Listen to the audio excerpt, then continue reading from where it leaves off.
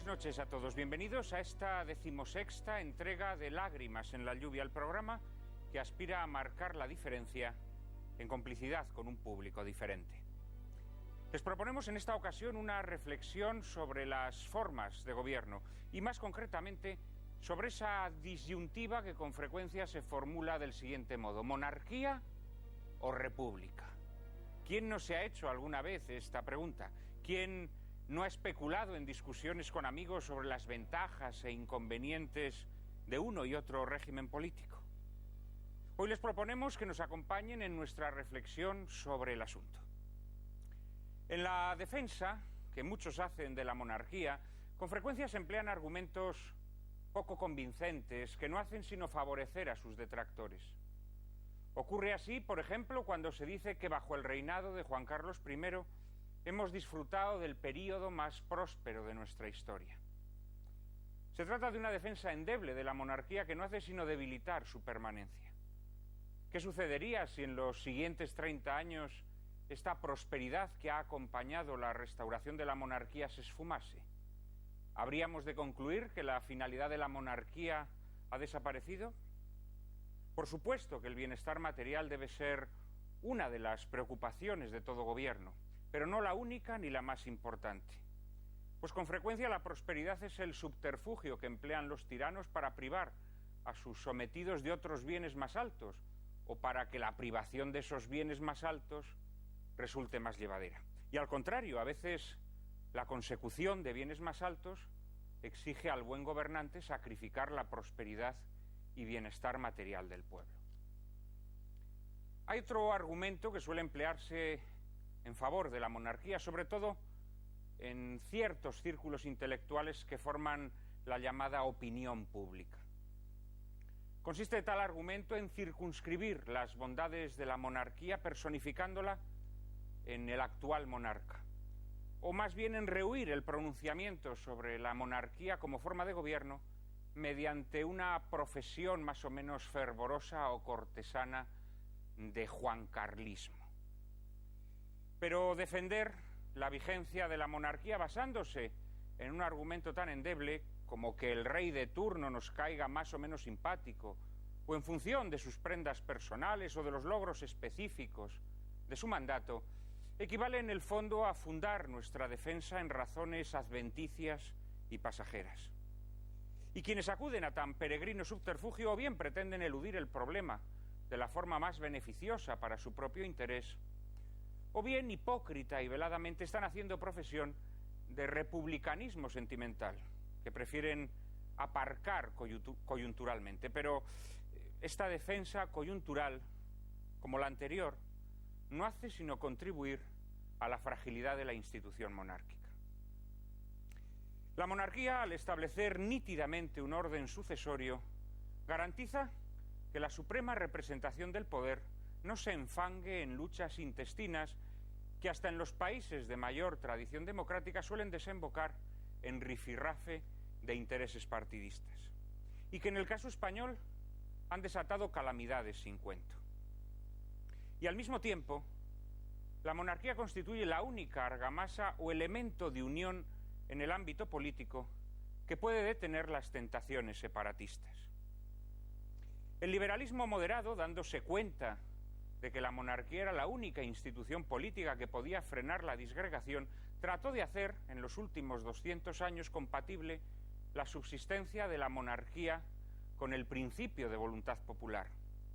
Pero el problema, producto seguramente del peculiar temperamento español, es que el liberalismo moderado se vio enseguida desbordado por veleidades que, amparadas en el principio de voluntad popular, acabaron siendo el campo de cultivo de las tesis políticas más incendiarias.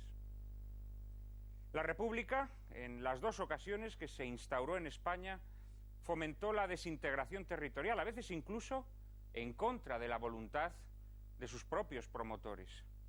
Y en la medida en que el espíritu del republicanismo se introduzca en nuestro régimen monárquico, las reivindicaciones identitarias no harán sino crecer. La monarquía es hoy la única institución política que garantiza la unidad y permanencia de la nación española, hostigada por tendencias disgregadoras que pugnan por exaltar nimias diferencias entre los españoles. En medio del desconcierto institucional que padecemos, la monarquía se erige más que nunca en salvaguarda de los auténticos intereses nacionales.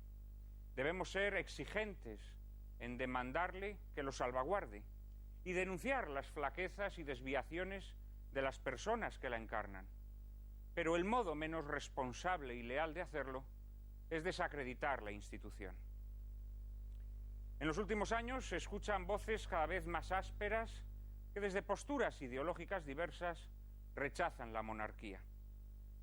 Y no me refiero a las actitudes respetuosas y perfectamente legítimas de personas que consideran que la forma republicana de gobierno presenta rasgos dignos de estimación, sino a quienes desde el rechazo sistemático de la tradición y de la experiencia histórica como fuentes de conocimiento, consideran la monarquía como una forma periclitada de gobierno que conviene arrumbar en el desván de la historia.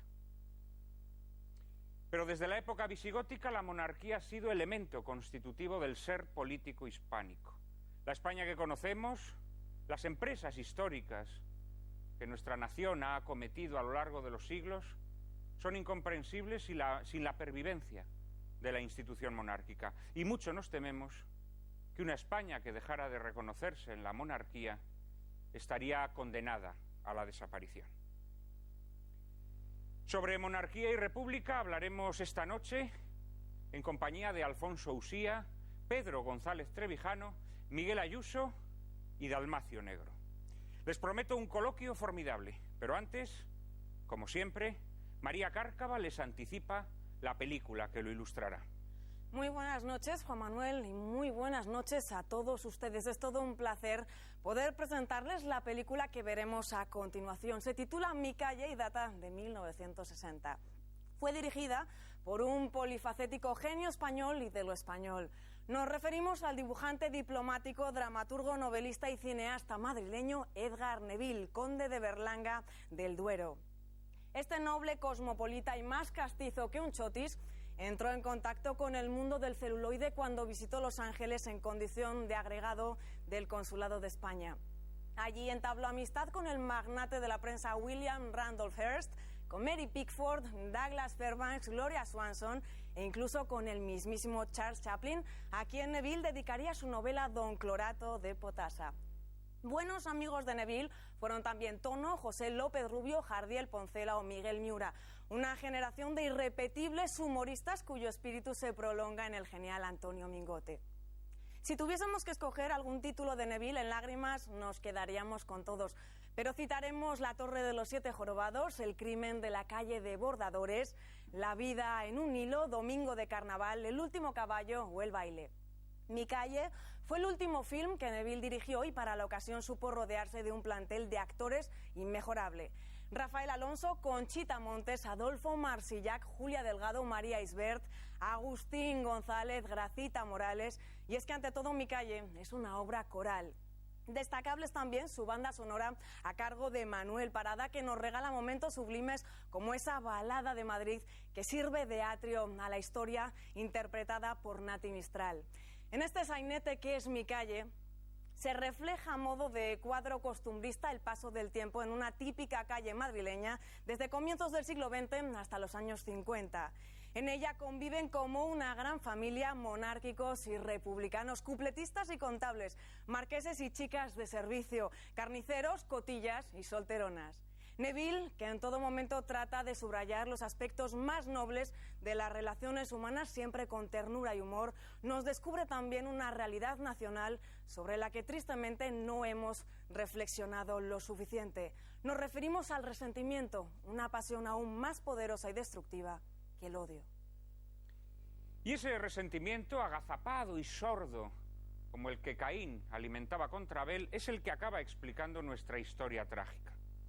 Pero a Edgar Neville, que no era ajeno a ese rasgo esencial de nuestra idiosincrasia, le interesaba sobre todo retratar en Mi calle una época, tal vez idealizada, en la que la gente se sonreía sin odios ni exasperaciones.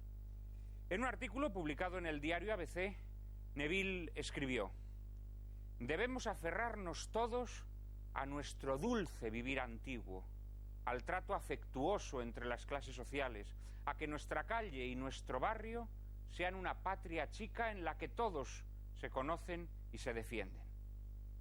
Y este dulce vivir antiguo es el que trata de evocar o rescatar en mi calle, donde el tipismo madrileño, la esencia de lo popular, los asuntos costumbristas son transfigurados por la magia discreta y melancólica de su poesía.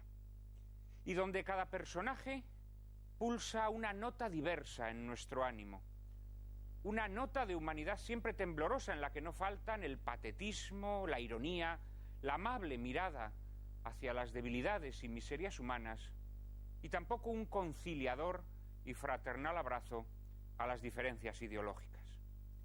Neville, como hombre de gran clase que era, gustaba de acercarse al espíritu popular, en el que hallaba la expresión más auténtica del genio español, su duende y su misterio. Y si algo aborrecía era el artificio y engreimiento burgués, que aquí encarna en la hilarante familia del ministro Peluquistain. Mi calle tiene algo de intrahistoria de España.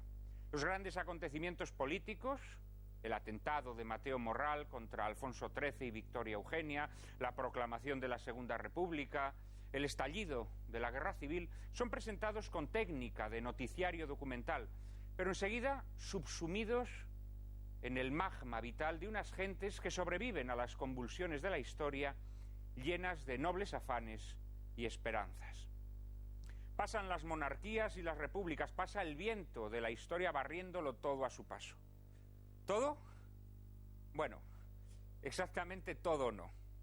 Queda la buena gente que ama y sueña y labora, y queda también un socavón en la calle que las obras municipales nunca acaban de arreglar. O tal vez sean las obras municipales las causantes de que exista como sigue ocurriendo hoy. Edgar Neville puede contarse sin exageración entre los 3 o 4 más grandes directores de nuestro cine. Hoy tienen la oportunidad de contemplar una de las obras más grandiosas y conmovedoras de su filmografía, la que él además consideraba la mejor entre todas las suyas. Que ustedes la disfruten.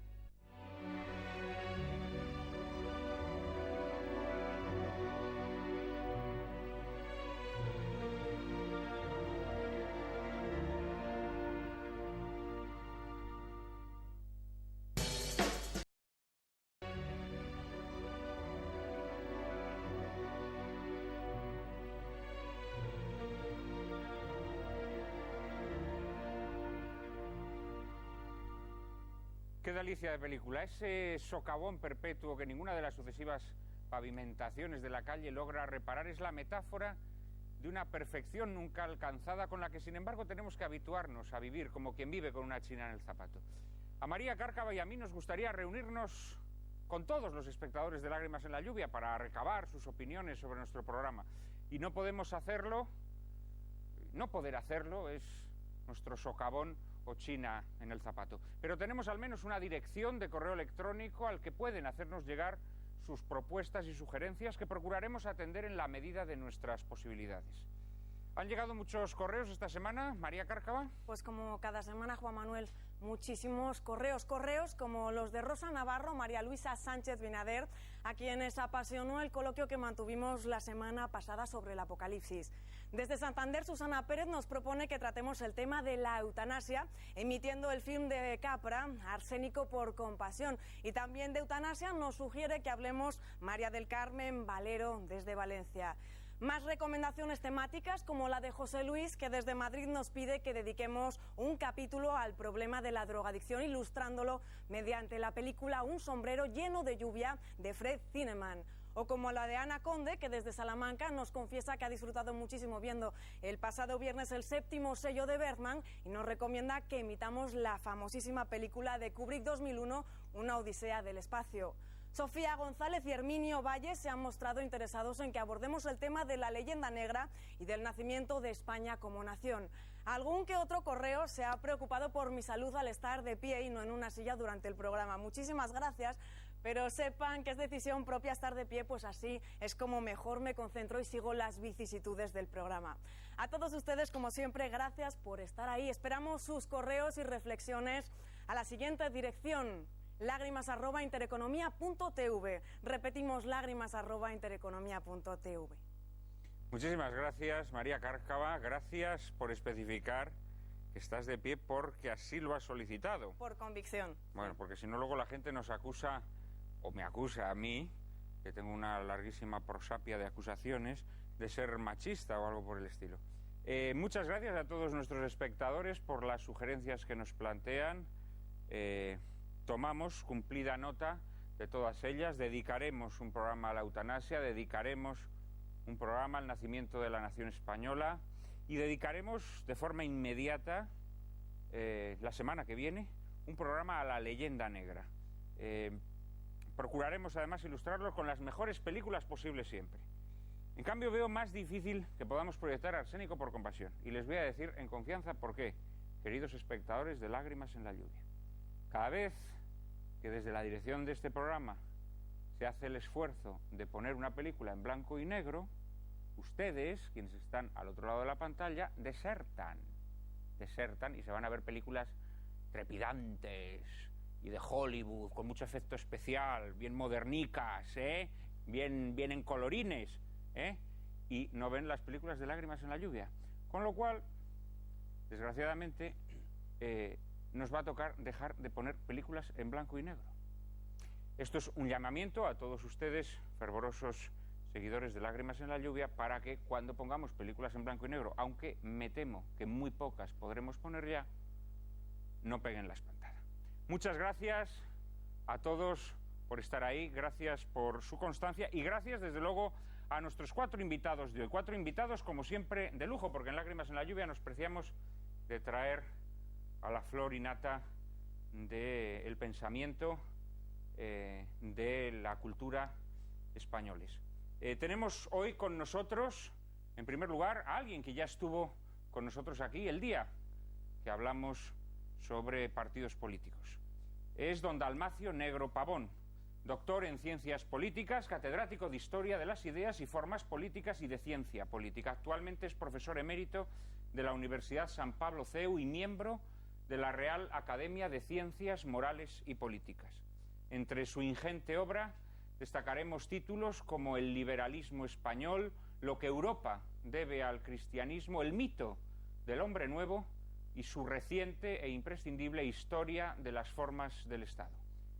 Dalmacio, muy buenas noches, muchas gracias. Buenas noches. Por acompañarnos. Muchas gracias a vosotros.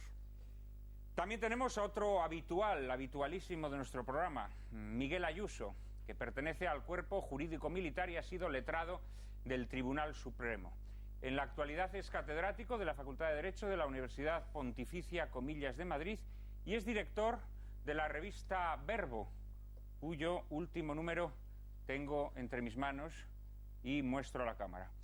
Un número que son unas actas de un congreso celebrado el pasado año aquí en Madrid bajo el título Catolicismo y Liberalismo Hoy.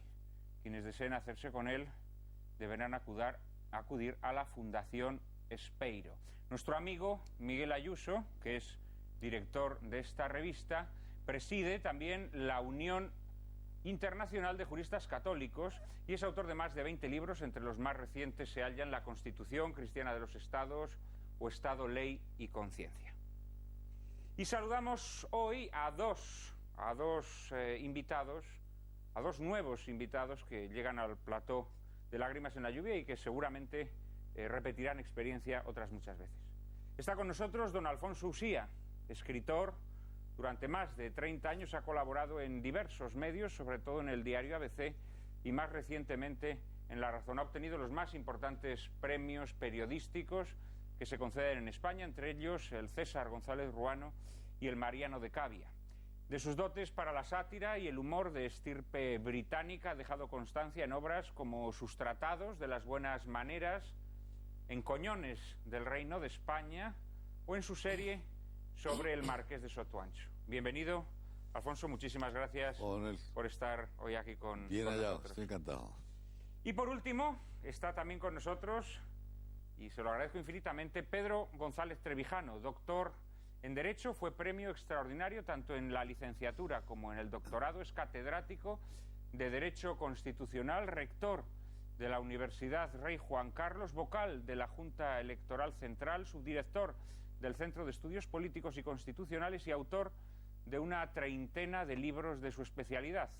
Entre los más recientes se cuentan La España Constitucional, La mirada del poder, Entre güelfos y Dragones de la política.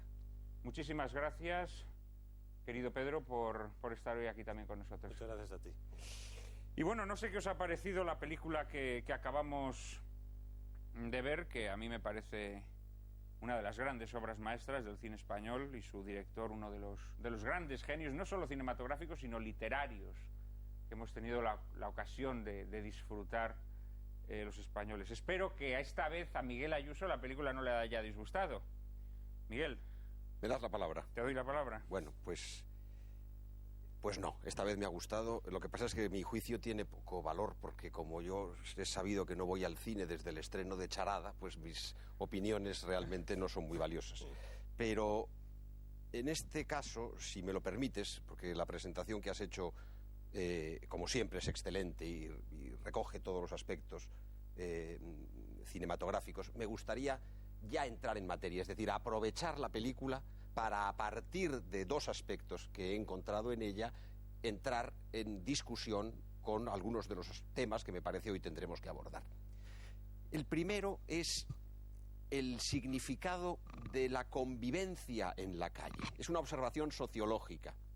¿Qué tiempos en los que la aristocracia, la burguesía y el pueblo llano vivían en la misma calle, en la que es verdad que había el piso principal al que se accedía por una escalera más noble, pero en la misma casa donde vivían los marqueses en el piso principal, vivían otra serie de personas que no pertenecían a esa clase. Todo lo contrario de la tendencia del urbanismo reciente, en el que las clases pudientes se van alejando y van viviendo solas, encerradas, en barrios custodiados, en urbanizaciones cerradas.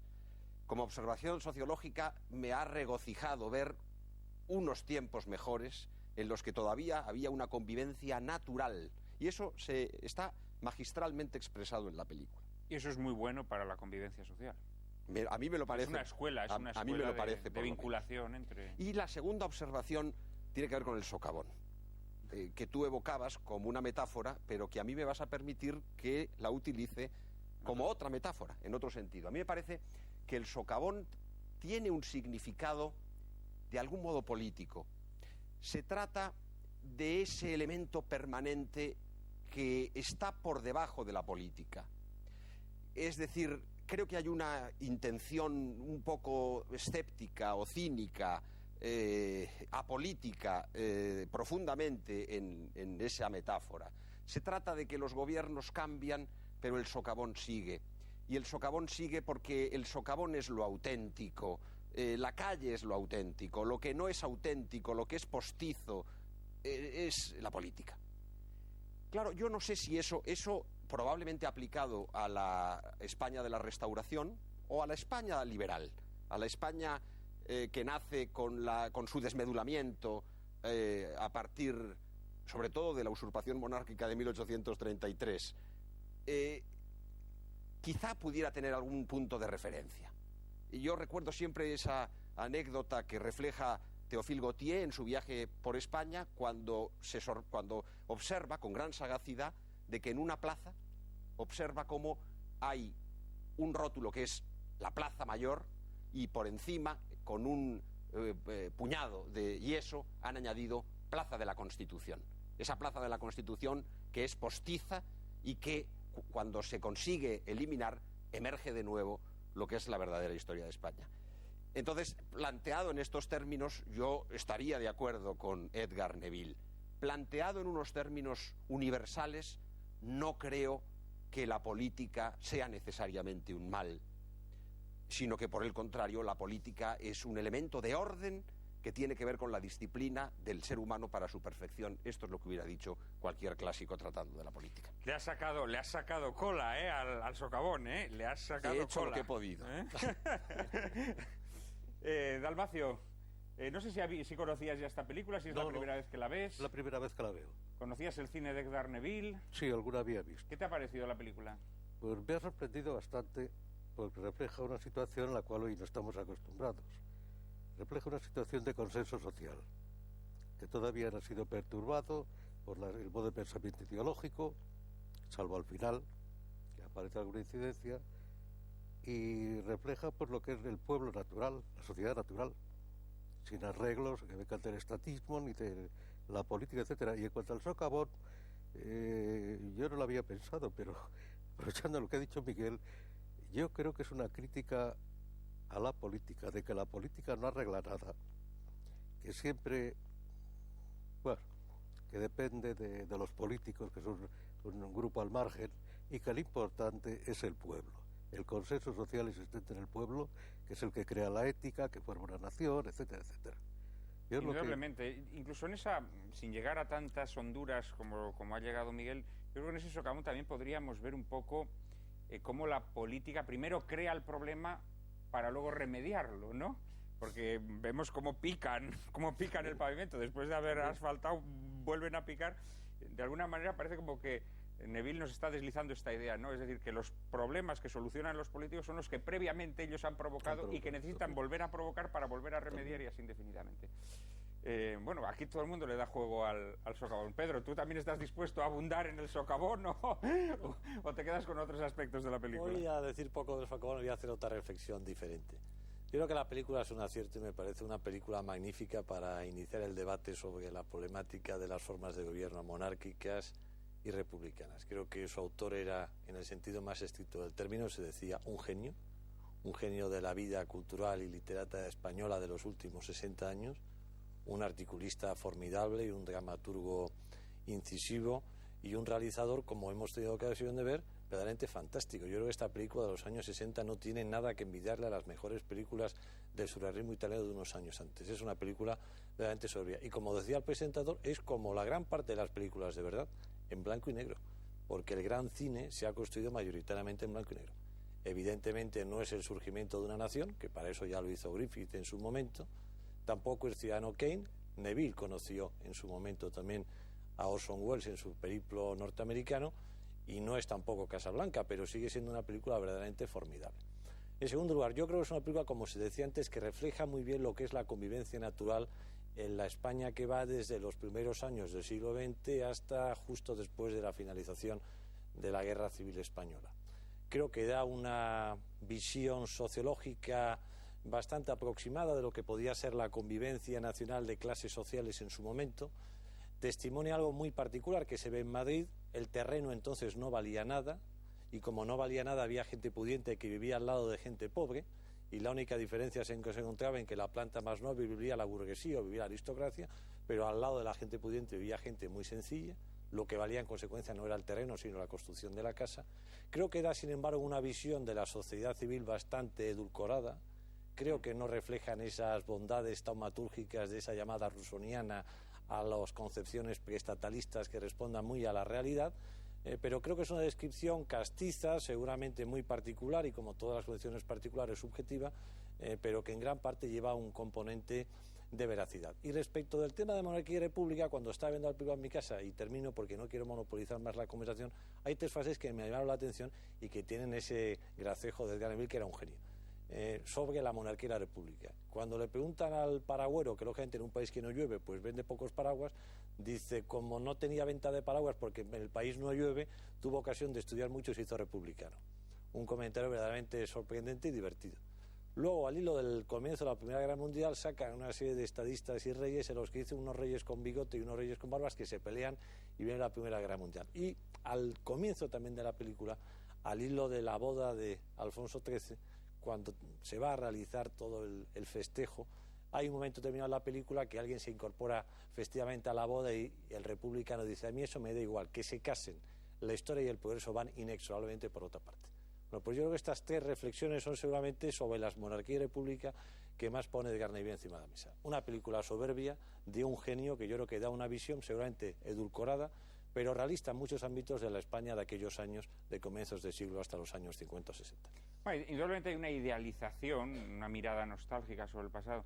Sí, es interesante, no le hemos contado a nuestros padres la evolución política de Edgar Neville. Edgar Neville, que en su primera juventud fue monárquico, y que luego en su madurez él siempre va a volver a través de la añoranza a esa Belle Époque, a esos años del reinado de Alfonso XIII, casi como si fuera su Magdalena proustiana. Abraza la República, él era muy amigo y discípulo de Ortega y Gasset, abraza la República, para ser enseguida defraudado por ella. En el año 37 ingresa en las filas de Falange Española y realmente nunca va a ser un falangista pugnaz, un falangista convencido. Él enseguida se va a dar cuenta que su temperamento escéptico, su temperamento un poco irónico, no pega demasiado bien con el tono grandilocuente de ese primer régimen franquista, y inmediatamente, digamos que se aparta de las primeras filas de Falange, de las que creo que no llegó a desapuntarse, digámoslo así, pero evidentemente luego toda su trayectoria cinematográfica, literaria, vivió muy ajena a la retórica falangista. No lo conoció personalmente, pero sí ha conocido y sí conoce a personas que lo trataron, a Edgar Neville. Nuestro cuarto invitado, Alfonso Usía, que seguramente conocerá muy buenas anécdotas. No, es curioso. De este gran genio. Es curioso. Y yo creo, con independencia de lo que vaya a decir ahora sobre Edgar Neville y sus paralelismos, que el socavón es España. Es decir, Edgar Neville era un poeta, era metafórico, era escéptico, quería agrio. Hay un paralelismo formidable entre dos grandes genios que llevaron una vida además que fueron Edgar Neville y Agustín de Foxá. Los dos gordos, los dos condes, los dos falangistas y los dos estéticamente monárquicos. Porque Foxá y Edgar Neville fueron monárquicos por estética, por recuerdos de la infancia, pero los dos estuvieron en la Falange, estuvieron en un punto. Yo creo que Edgar Neville, que fue uno de los representantes de la generación simpática del 27, que decía López Rubio, fue un genio, fue un innovador, fue un creador del cine, del nuevo cine, fue un aventurero, escribió su gran comedia El baile, que fue un éxito, un prodigio. No la escribió, es decir, en un momento de inspiración, después de comer en su residencia en Malibú, en Marbella, con Isabel Vigliola, la actual mujer de Antonio Mingote, que era su secretaria. Edgar Neville, que estaba locamente enamorado de Conchita Montes, se levantó y empezó a dictar, paseando de un lado a otro, El baile, y el 95%, que lo cogió taquigráficamente Isabel Mingote, el 95% del texto no se corrigió, se corrigieron pequeños detalles. Eso da cuenta un poco de la idea, de la capacidad, de la dimensión, del espacio que tenía Edgar Neville en la genialidad y en la inteligencia. Pero Edgar Neville era un desencantado también, y era un español, y él no entraba, yo creo que en cuestiones de monarquismo, república, derecha o izquierda. Él entraba en el corazón, en lo profundo, y ese socavón que nunca se arreglaba era España. Es España. Bueno, y hay que decir para rematar, bueno, lo ha dicho Alfonso Usía, que Edgar Neville además era un gran gordo, ¿no? Porque gordo. Hay que reivindicar la genialidad de los gordos. Vamos a adentrarnos en materia. María Cárcava nos presenta el primer asunto de nuestro debate de esta noche. Quizá el primer modo de abordar el estudio de las distintas formas de gobierno consista en establecer su legitimidad. ¿En qué consiste la legitimidad de un poder? Aquello en virtud de lo cual se puede exigir obediencia. La doctrina política tradicional distinguía una legitimidad de origen y una legitimidad de ejercicio. La legitimidad de origen exigía al monarca un título en la asunción del poder supremo, generalmente establecido por la herencia. La legitimidad de ejercicio exigía al monarca que no alterase el marco legal de sus pueblos sin el consentimiento de los pueblos mismos, de tal modo que el ejercicio de su poder estuviese limitado por la realidad social e histórica, por las leyes, costumbres e instituciones que debían ser respetadas. Esta legitimidad de ejercicio sería posteriormente negada por la monarquía absolutista, que cifraría la legitimidad del monarca exclusivamente en la herencia suficiente para imponer su fuerza. Pero con la Revolución Francesa se impone otro principio de legitimidad, el principio electivo, que sostiene las repúblicas democráticas. Algunos pensadores políticos, como el italiano Ferrero, consideraron que ambos principios eran conciliables e igualmente válidos, y que cuando falta uno de ellos, el gobierno se torna a la larga ilegítimo, despótico cuando falta el principio electivo y revolucionario o demagógico cuando falta el principio de la herencia. Para que la conciliación sea posible, ambos principios deberían aceptar una limitación común. Pero ¿dónde se halla esa limitación? Para los antiguos, sin dudarlo, en una ley de origen divino plasmada en el orden natural que obligaba a los súbditos a honrar y obedecer al monarca como si de un padre se tratase, y al monarca a respetar y proteger a sus súbditos como a sus propios hijos. Pero para los modernos, la ley de origen divino no existe, o si existe, no es posible reconocerla en el orden natural, de modo que solo es posible atenerse al principio de soberanía de la voluntad popular. La monarquía parlamentaria nace de un esfuerzo por conciliar estos dos principios de legitimidad aparentemente opuestos. Se reconoce, por un lado, una legitimidad dinástica del monarca, fundada en la herencia, y por otro, se elige a los gobernantes conforme al principio electivo. Pero estos dos principios de legitimidad que se intentan conciliar, ¿no podrían llegar a invalidarse mutuamente? Pedro, ¿tú crees que se corre ese peligro?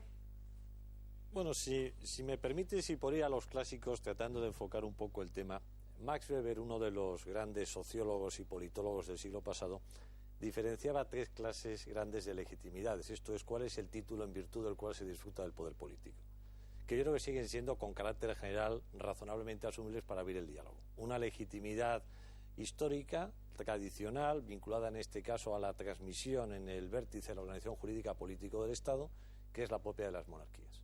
La legitimidad que él denominaba, en segundo lugar, racional normativa, esto es, aquella que estaba vinculada a la mejor construcción del Estado de Derecho, la obediencia de prescripciones jurídicas obligatorias, la ley como expresión de la voluntad popular, el reconocimiento del principio de separación de poderes y, de alguna forma, la tutela de los derechos y libertades fundamentales de los ciudadanos. Serían la concepción clásica los regímenes democráticos presentes o las repúblicas democráticas que funcionan bien. Y por último, lo que él llamaba la legitimidad carismática, esto es, la convicción de que había determinadas personas que estaban investidas por orden divina o por orden de la historia con extraordinarias facultades para dirigir los gobiernos. Es el gobierno tradicional autocrático propio de los dictadores en un momento político determinado. Si a mí me preguntases con carácter general si soy monárquico o soy republicano, sinceramente, y aunque mis amigos se encontrarían sorprendidos porque todos dirían que es monárquico, te diría que no te puedo contestar. Y no te puedo contestar porque esto no es un problema moral, como si a uno se le pregunta si es decente o es indecente, sino que tendría que contrarreplicarte. Soy monárquico dependiendo de qué clase de monarquía estemos hablando, o puedo ser republicano dependiendo de qué modalidad estemos hablando. Yo soy monárquico sin duda por razones de estética, que se señalaba antes. Las monarquías tienen una estética infinitamente más bonita que las repúblicas. Soy monárquico, si se quiere, por corazón o tradición familiar, y soy desde luego monárquico porque por una circunstancia concreta y específica soy rector de una universidad que lleva el nombre del rey. Pero como profesor de Derecho Constitucional o de Ciencia Política tendría que apuntar a qué tipo de monarquía nos referimos. Si hablamos de la monarquía visigótica, te digo por supuesto que no. Si hablamos de la monarquía absoluta, la propia que se comentaba antes, tampoco. Hemos visto unos retratos de Enrique VIII de Holbein o de Catalina de Aragón de Michael Sito, que representa una monarquía absoluta respecto a la que yo no comparto nada. ¿Que hablamos de la monarquía orleanista o dualista de mitad del siglo XIX en Francia? Tampoco lo soy. De las monarquías constitucionales en las que el rey interviene desafortunadamente en la vida política, como es el caso de Alfonso XIII, de alguna forma respaldando la República, por supuesto que no. Ahora, si tú me preguntas, ¿eres defensor de la monarquía parlamentaria en la España constitucional de hoy?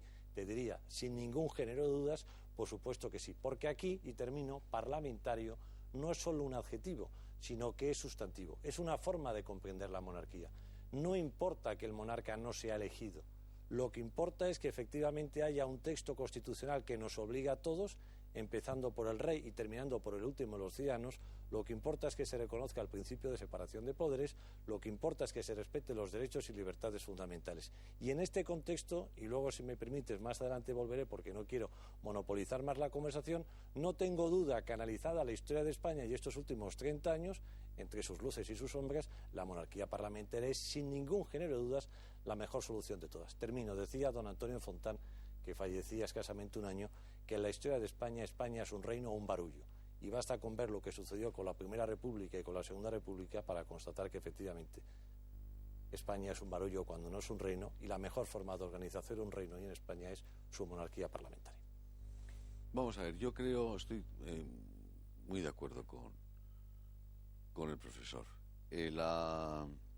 Estamos hablando del momento, estamos hablando de la historia, estamos en el presente, estamos en el futuro. Yo creo que la monarquía parlamentaria tiene las dos legitimidades, la de origen y la de ejercicio. Es decir, aquí lo único que se distingue es entre la presidencia de la República o el rey. ¿Hay en estos momentos en Europa un rey absoluto, más absoluto que el presidente de la República Francesa? Vamos a determinar esto. ¿Y qué es lo que pretendemos nosotros? ¿Qué es lo que significa la corona en España? Quitando la emoción, ¿eh? Yo soy a mí, cuando me dicen que soy un monárquico emocional, yo no tengo nada de emocional en estos momentos en mis sentimientos monárquicos, ¿eh? A mí la emoción se me murió con don Juan de Borbón. Tampoco es bueno vivir sin emoción, Alfonso. No es bueno vivir sin emoción, no, pero yo lo que he llegado es que yo soy un monárquico pragmático. No me sirve a mí la figura esa de soy don Juan Carlista, no. Si usted es don Juan Carlista, ya está siendo usted un monárquico eventual, ¿eh? O sea que no busque usted sinónimos para ocultar la historia reciente de la República en España ha sido desastrosa, ha sido una basura en sus dos versiones.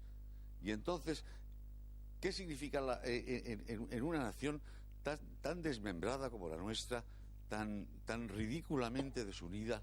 Pues en estos momentos quizá la única garantía de unión la tiene la corona.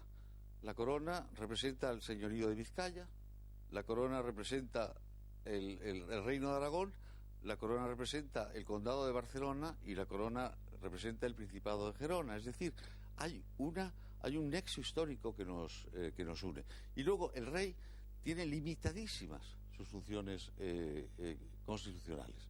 Pero el rey, en cambio, es la garantía, es el arbitraje, es la moderación. Yo no me puedo considerar una persona excesivamente allegada en estos momentos a la persona. Sí a la corona. Yo estoy absolutamente convencido que el rey ha sacado muchas veces los problemas de la sopa de la política con su moderación constante. Y por lo tanto, yo creo que no hay que hablar del pasado, hay que quitar odios, hay que eliminar animadversiones. Vamos a pensar en el futuro de España. Y en estos momentos, por pragmatismo, la corona es fundamental. Miguel Ayuso, ¿estás en la misma onda? ¿Consideras que la monarquía es fundamental? Es que no hay una onda. Es decir, Pedro González Trevijano, en una intervención muy brillante, ha lanzado una gran cantidad de cuestiones que en realidad, partiendo de la clasificación weberiana de la legitimidad política, nos ha arrastrado inmediatamente, como si de un torrente se tratase, al tema de la monarquía parlamentaria. Y Alfonso Usía se ha sumado rápidamente a esa transición tan súbita. Yo sería más bien partidario de ir un poco más despacio, es decir, de tomar el tema de la legitimidad, de remontarnos a los clásicos si se quiere, pero no a Max Weber, a todo lo que es la elaboración de la doctrina de las formas de gobierno, porque yo creo que es ahí donde podemos ver si la monarquía parlamentaria, después de la transición que significa la monarquía constitucional, a partir de la monarquía absoluta,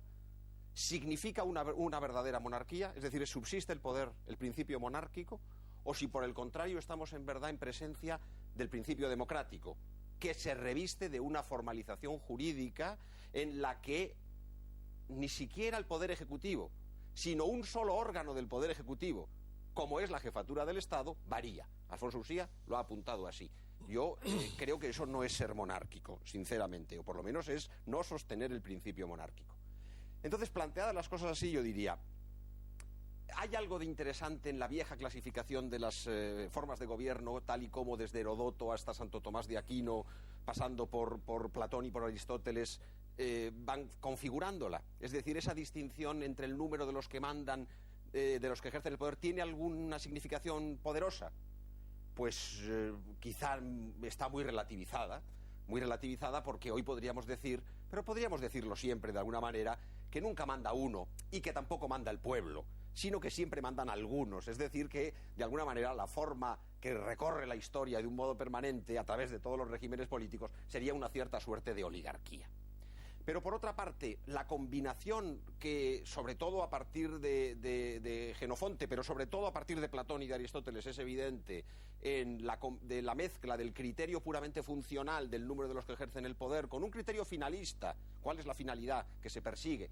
Que en realidad es el bien común, la vida buena. Es decir, el régimen, lo que hay que discernir es el régimen que permite a los hombres vivir bien, es decir, vivir de acuerdo con su naturaleza, es decir, vivir de acuerdo con su razón.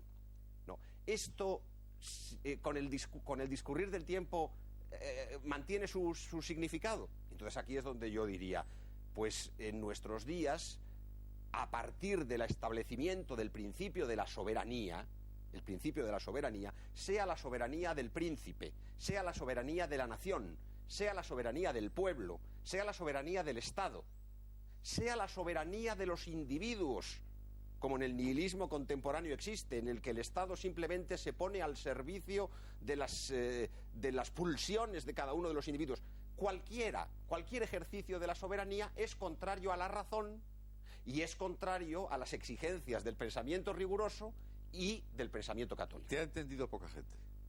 Bueno, voy a decirlo de otra manera. O sea, vamos a decirlo claramente. Bueno, pues, no. Pues, estamos en el año 2011. Y entonces esto se ha hablado de Jenofonte, de Aristóteles, etcétera, etcétera. Lo que estamos es tratando, creo yo, que en el 2011, en el siglo XXI, la fórmula monárquica o la fórmula republicana de Estado sea la más adecuada. Y la gente lo que está deseando es oír palabras, oír mensajes, oír ideas de hoy.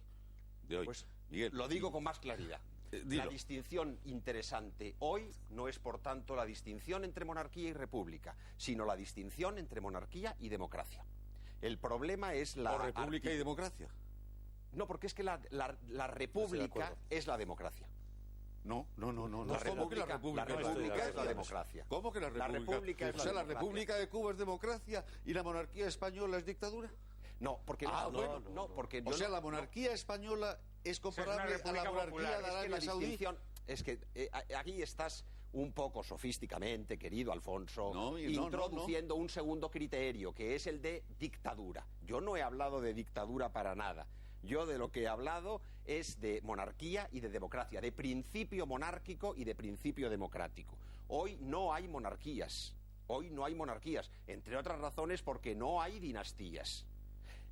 Como no hay aristocracia, como no hay nobleza.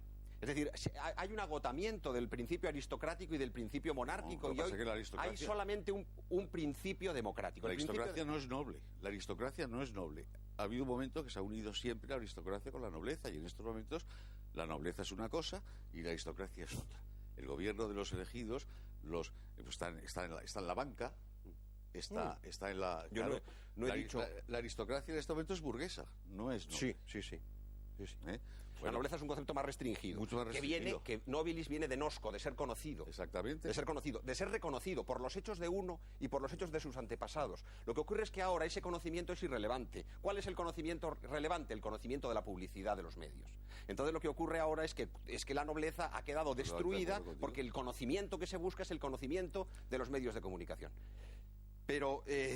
Ahora mismo, Belén Esteban es aristócrata Y el duque de Medina Sidonia, que no lo conoce nadie, es simplemente un noble. Y toda la recua de ministros. Y toda la recua de... Exactamente. Esto es la aristocracia de hoy, claro. Es la aristocracia de hoy. Políticos que aprobaron malamente una carrera que jamás han tenido... Y Esquilache o Florida Blanca es Basile, el señor que viene de Italia, a Dalmacio, llenarlos de tienes que hacer una España. aportación, naturalmente, a toda esta polémica que se ha planteado. Yo diría, en primer lugar, la doctrina de la legitimidad de Max Weber es muy discutible. La legitimidad racional, que es la democrática, no es legitimidad, es justificación. Las otras dos pueden ser legitimidad en cuanto tocan el tema de la verdad, de la moral. Pueden ser legitimaciones morales o no. Entonces, yo diría que el problema capital de la política es el de la ley de hierro de la oligarquía. Todo gobierno es siempre oligárquico o tiende a ser oligárquico. Y el problema entonces es cómo deja de ser oligárquico. La manera plena de que deje de ser oligárquico es mediante la libertad política. Si toda persona, esto va a partir históricamente, es verdad que hay otro problema, bueno, no lo menciono. Si todo hombre es libre, una de las dimensiones de la libertad es la libertad política. Es decir, poder elegir a los gobernantes, poder controlarlos, poder ocupar todas las magistraturas, ser designado para ello, etc. Entonces, desde el punto de vista de la libertad política, la fórmula correcta sería lo que ya es la res pública, el cuidar la res pública, que república también se entiende a veces mal. No es la república romana o la república de que habla Cervantes, también se entiende mal. La república es un concepto moral en el sentido de que es un fruto de la libertad política de todos. Y el problema eterno de la historia del pensamiento político occidental es la lucha entre la ley de hierro de la oligarquía y la ley y el principio de la libertad política. La libertad política puede existir más o menos. Por ejemplo, con el cristianismo hay una cosa ya antes, que hay un problema con la monarquía. La monarquía absoluta ha embrollado todas las ideas sobre la monarquía. Es un concepto típicamente europeo, pero ha embrollado todo. Entre otras razones, porque se mezcla ahí la unión de la Iglesia y del Estado, etcétera, etcétera. Que hay otro problema también, me refiero a Europa, no me voy a hacer un recorrido. Todos los problemas capitales, políticos de Europa los ha planteado la Iglesia. Lo cual no quiere decir que la Iglesia... Que sea culpable de ello. Los ha padecido en buena medida. Bueno, pero quiere decir que los plantea la existencia de la Iglesia. Es el tema de los dos poderes. Mejor dicho, de la autoridad espiritual y el poder temporal, que es el tema capital de la política. Y eso lo ha planteado la monarquía absoluta porque liga los dos poderes, la famosa alianza del trono y del altar. La Iglesia es una monarquía, Dalmacio. ¿Perdón? La Iglesia es una monarquía. Electiva, pero monarquía. Sí. No, bueno, pero cuidado. Electiva, pero monarquía. Electiva. Anteriormente, es decir, el cristianismo hay el problema del laicismo. El laicismo es la desmitificación de lo político, la desacralización de la política. Si se desacraliza la política, entonces cae por su base la única justificación posible, se quiera o no, guste o no guste. Otra cosa son las cuestiones de oportunidad. La única justificación y legitimación de la monarquía es el derecho divino de los reyes. La única. No, Dalmacio. Monarquía como hereditaria. El fundamento religioso del poder monárquico, que no es el derecho divino de los reyes. Claro. El derecho divino de los reyes es una derivación protestante que degenera el concepto clásico de la sacralidad del poder monárquico. Me he explicado mal. Ese es el protestante, pagano, protestante. No, protestante, Dalmacio. No, pagano. El protestantismo lo remacha. Hoy en día, las monarquías que suceden en Europa son todas protestantes, menos la belga, que es católica, pero que eso hace un papel, porque si no, Bélgica se deshace. Sin duda. Y la nuestra, curiosamente. Pero, es lo que sirve de unión a... La monarquía tiene dos fundamentos de legitimidad clarísimos. Tres. El primero, el mando de uno, porque no puede no mandar uno. Claro, esto lo dice Aristóteles, pero con claridad. Y es inevitable, no puede no mandar uno. Uno puede mandar rodeado de otros, pero primer fundamento. Segundo fundamento, el mando de uno con dimensión sacral. Con dimensión sacral, la sacralidad. Y este segundo fundamento está conectado con el tercero, que es el fundamento familiar. Es decir, la legitimidad familiar está ligado con las formas de gobierno. ¿Qué es la monarquía? Una sociedad constituida por familias, regida por una familia. ¿Qué es la aristocracia en el sentido antiguo? Es una sociedad en la que en una parte de la sociedad hay familias constituidas con peso político y otra parte de la sociedad, la familia ha perdido el peso político. ¿Qué es la democracia? Una sociedad individualista en la que la familia ha perdido el peso político. Si nosotros juntamos el mando de uno, si nosotros juntamos la dimensión familiar, de legitimidad familiar, y si nosotros juntamos el origen divino del poder, con estos tres elementos tenemos la justificación de la monarquía. Tenemos que terminar ya esto. Pedro, una breve intervención y cerramos este primer bloque. No, yo luego, al hilo de la intervención de Alfonso, si me lo permite, en el siguiente bloque voy a tratar de contestarle cuáles son las razones prácticas por las que yo creo las bondades de la monarquía parlamentaria presente. Pero al hilo de lo que comentaba Miguel Ayuso, la teoría de las formas políticas desde los pensamientos más clásicos pues es un deleite intelectual, pero creo que la reflexión política constitucional de España es una reflexión mucho más apegada a la realidad, mucho más prosaica y mucho más pragmática. Yo creo que hoy nadie discute que en un Estado moderno la forma de organizarse es la forma de gobierno democrática. Creo que nadie discute que el principio de separación de poderes es uno de los baluartes de un régimen constitucional, y creo que nadie discute que el intangible de los derechos y libertades fundamentales de la persona es el contenido axiológico, vamos a llamar, de las constituciones. Esta es la impronta del Estado, del régimen constitucional y del Estado de la modernidad. Pero eso es una prohibición de preguntar. No, perdón. Y como es el principio de carácter democrático, evidentemente no estamos ante el principio monárquico. Lo que sucede es que yo creo que la monarquía faltaría más, una institución, en el sentido más respetuoso del término, camaleónica, que es capaz de transformarse al hilo del transcurso del tiempo con determinados perfiles. ¿Qué tiene que ver la monarquía visigótica española, que era electiva, por ejemplo, con la monarquía hispánica del siglo XVI o XVII, con la monarquía de Luis XIV, con la monarquía, como decía, orleanista, o con la monarquía de Alfonso XII, con la monarquía de don Juan Carlos? Si entendemos que para que hablemos de monarquía tiene que haber un principio monárquico clásico, claro que no estamos ante una monarquía, pero nadie dudaría que en España estamos gobernados felizmente por una monarquía constitucional. Precisamente, Pedro, perdona que te interrumpa, de la evolución de esta monarquía española vamos a hablar en nuestro segundo bloque. En un minuto estamos de nuevo con usted.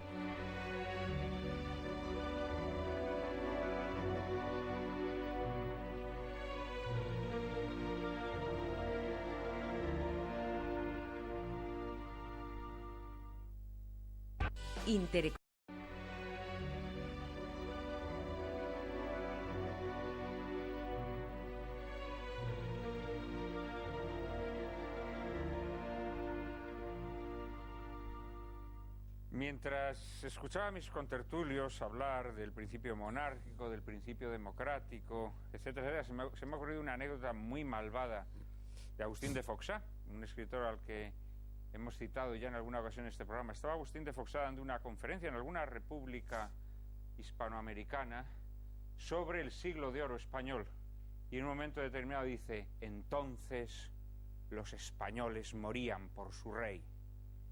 Y alguien en el público, muy cabreado, se levanta y dice: pues nosotros aquí morimos por la democracia. A lo que Agustín de Foxá respondió: ya, pero eso es como morir por el sistema métrico decimal. Es una anécdota de aquel ironista terrible que era Agustín de Foxá. Nos va a introducir ahora María Cárcava en el asunto de la monarquía como elemento constitutivo de la historia de España. El principio monárquico es consustancial a la formación misma de España y a su organización política. Ha sido desde tiempos inmemoriales, muy anteriores a la creación del Estado moderno, el principio de legitimación última de cualquier régimen que haya aspirado al establecimiento de un mínimo de convivencia entre españoles. Desde la época visigótica, los pueblos hispánicos han marchado por la senda de la monarquía. Una monarquía que en la tradición española no fue absoluta, sino con los diversos estamentos debidamente representados en cortes o estados generales y con el rey jurando el fuero de sus súbditos. Desde que se consumara la unión dinástica de los reinos peninsulares a través del matrimonio de los reyes católicos Isabel y Fernando, la monarquía ha mantenido su continuidad con dos únicas excepciones: el brevísimo periodo entre 1873 y 1874 de la Primera República y otro más extenso iniciado con la proclamación de la Segunda República en 1931 y continuado tras una cruenta guerra civil por el régimen franquista que se alargaría hasta 1975. Los lapsos republicanos han sido ambos periodos de profunda inestabilidad política y fuerte división social. La monarquía española, que ha vivido también momentos de agitación y hasta de disputas dinásticas, recordemos la guerra de sucesión tras la muerte de Carlos II en 1700 o las sucesivas guerras carlistas, ha probado, sin embargo, a lo largo de la historia su capacidad de integración basada en la especial relación que la corona entabla con sus súbditos, superadora de diferencias y privilegios, que ha permitido a los españoles de las más diversas épocas reconocer en su rey al garante último de su dignidad. Este carácter integrador de la institución monárquica permitió la superación del feudalismo, la convivencia pacífica de los distintos pueblos de España y posteriormente la alianza de la corona con las fuerzas liberales que habían visto en el antiguo régimen un obstáculo para la modernización de España. Que el principio monárquico es consustancial a España lo demuestra, por ejemplo, que el general Prim, tras la Revolución de 1868, estableciera como forma de gobierno la monarquía constitucional, importando un rey extranjero, Amadeo de Saboya, y tratando de fundar una nueva dinastía compatible con los principios democráticos. Pero ¿cómo habría sido la historia de España si hubieran triunfado las tentativas republicanas? ¿Se habría desmantelado el Estado? ¿Seríamos una agregación de reinos de taifas o, por el contrario, habíamos hallado un fundamento firme en nuestra convivencia? Don Alfonso Uxía. Yo creo que siguiendo la figura metafórica que ha hecho Pedro de la adaptación camaleónica de la monarquía, yo creo que la monarquía también es una consecuencia. Digo, estamos hablando de la monarquía del siglo XX. Pero de adaptación napoleónica no habrá sido camaleónica. No. También del desarrollo de los derechos humanos, del humanismo cristiano, de todo lo que en este momento conforma nuestra sociedad, el mundo occidental. Es decir, ahora mismo pensar que una nación árabe puede ser democrática es una quimera, es absolutamente imposible. Es decir, en el concepto del propio ciudadano de cualquier nación árabe, la democracia es imposible porque, entre otras cosas, se lo impide su propia religión. Se lo impide la religión. Claro, comparar la monarquía española con la monarquía marroquí es como comparar, como ha desaparecido, ya se puede decir, al Corte Inglés con Sepu. Es decir, no tiene otra distinción. No se puede hablar nunca de monarquías ni se puede hablar de repúblicas, sino de países civilizados y países no civilizados, países con derechos humanos y países sin derechos humanos. Entonces, en ese sentido, yo creo que no hay distinción. España, Francia, Alemania, Inglaterra, Bélgica, Noruega, Suecia, son países que están todos en el mismo bloque y yo creo que lo que menos interviene es que sean repúblicas o que sean... Pero quizá el elemento distintivo de todos esos países, aunque elemento reducido a escombros y convenientemente humillado y pisoteado, distintivo de esos otros países que tú dices, no lo has mencionado. No es la civilización, porque civilizados están a su manera, ni son los derechos humanos, que no dejan de ser una creación muy reciente. El elemento es el cristianismo. El cristianismo, exactamente. Claro. El elemento de unión es que son países post-cristianos. Post-cristianos. Exactamente. Post-cristianos y que han desarrollado el cristianismo. Es decir, yo creo que eso es... Y lo han traicionado. Lo han desarrollado en un momento. Claro, sin embargo, lo que les ha permitido ser lo que han sido, efectivamente, son países también que lo están traicionando, ese legado, ¿no? Ahora mismo sí. Pero claro, yo en la discusión monarquía-república, sinceramente, en estos momentos no la veo. Hay que ver democracia, libertad, derechos humanos, o falta de libertad, falta de derechos humanos y autoritarismo. Pero es que democracia, libertad, derechos humanos no quiere decir todo y no quiere decir nada. ¿Qué es democracia? Es decir, es que democracia es una forma de gobierno, es decir, una forma de elegir a los gobernantes, o democracia es una especie de ideología totalitaria que implica una ética determinada, que es la ética de la corrección política, de la que nos estamos enterando estos últimos años, por cierto, en qué se va concretando. Tienes también ahí razón, Miguel. Claro, claro, ¿qué derechos humanos qué son? Es decir, yo huiría un poco de esa sumaria consideración de que hay países democráticos y países no. Yo entraría a discutir, si vamos a discutir la conexión. Electivos o no electivos, ¿no? No, digamos, pero es que nunca se negó, ni por la doctrina clásica ni por la doctrina de la Iglesia, que el principio electivo era un principio que, sometido a la ley natural y a la ley divina, podía tener su campo de acción dentro de una comunidad política rectamente constituida. Más aún, que sin un principio de consentimiento por parte del pueblo respecto del gobierno, no había verdadero poder legítimo. Pero de ahí a pretender que el pueblo, digamos, que la voluntad popular, o que cualquier voluntad, es el constitutivo de la legitimidad y el fundamento del orden, eso es lo que yo rechazo, pero que yo lo rechace no vale nada. Lo que vale es que lo ha rechazado la doctrina de la Iglesia de un modo perenne. El problema es si hay una verdad política o no. Ese es el problema. ¿La democracia es la verdad o es un régimen de opinión? Si es un régimen de opinión, no hay una verdad democrática en ese sentido.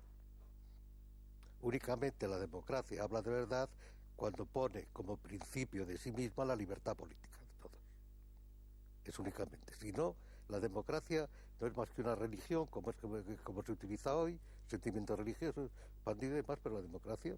Sí. Por eso decía yo que no es más que una forma de justificación un poco violenta. Hombre, a veces un disfraz mal puesto, porque todos los países comunistas, tiránicos, socialistas siempre se ponían el democrático, sí.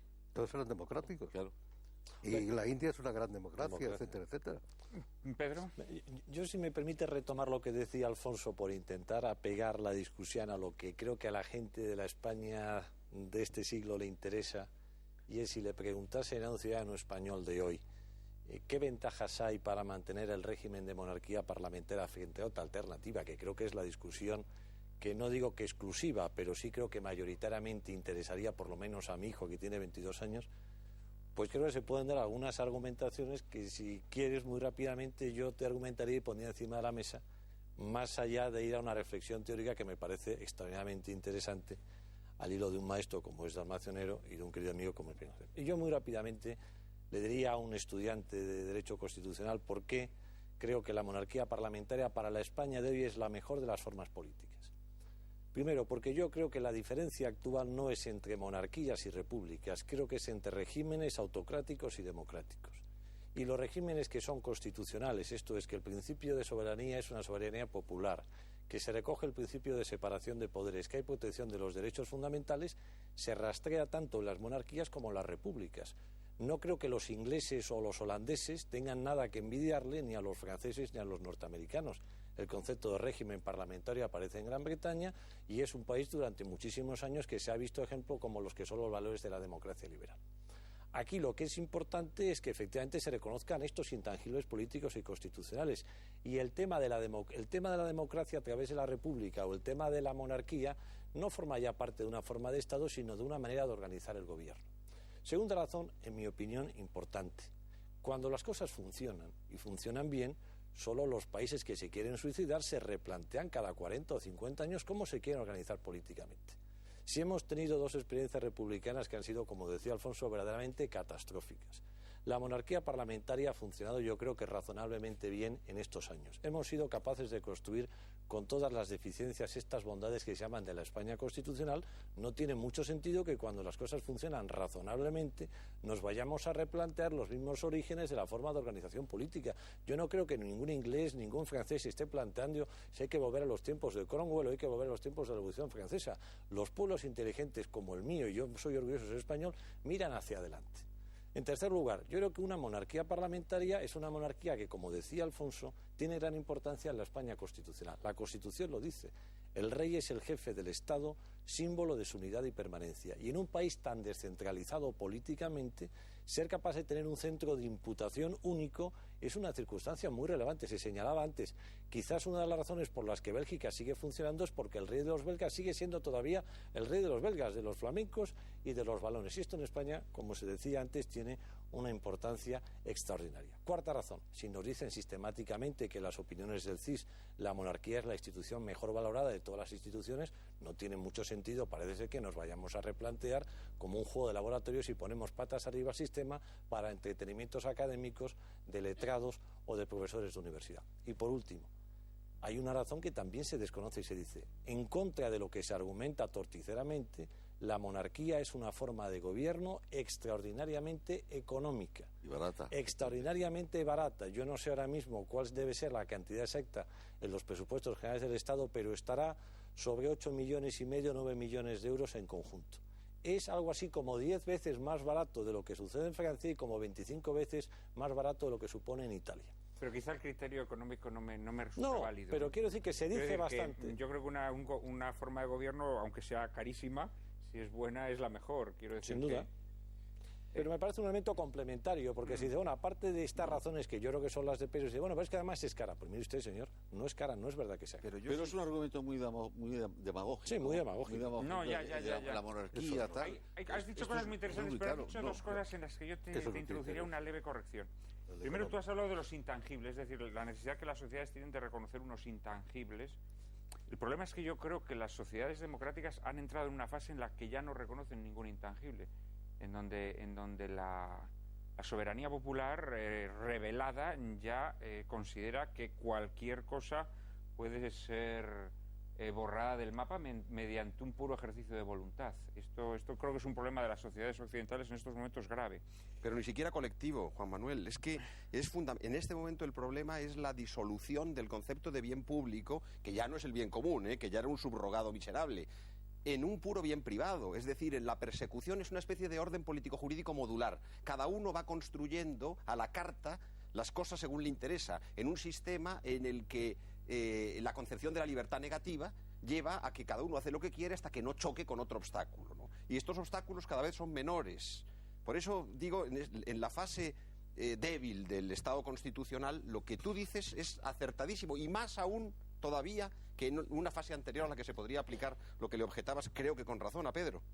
Esta es una característica, sí, grave de nuestro tiempo, porque yo ahora mismo me doy cuenta que es que se discute todo. Es decir, es evidente, por ejemplo, que nuestro régimen constitucional considera un intangible que las leyes están sometidas a una revisión del Tribunal Constitucional. Sin embargo, lo hemos visto cómo la sociedad catalana se rebelaba contra ello, no lo admitía. No admitía que un Tribunal Constitucional pudiera enjuiciar el encaje de una ley en el... No, ni más, hay desobediencia. Y hay desobediencia, efectiva hay desobediencia, más allá que formalmente se disfrace. Esto es muy duro. Y luego hay una cosa en la que yo creo que no debemos caer en la complacencia. Yo creo que la desafección hacia la monarquía crece en la sociedad española. Creo, sinceramente, que crece.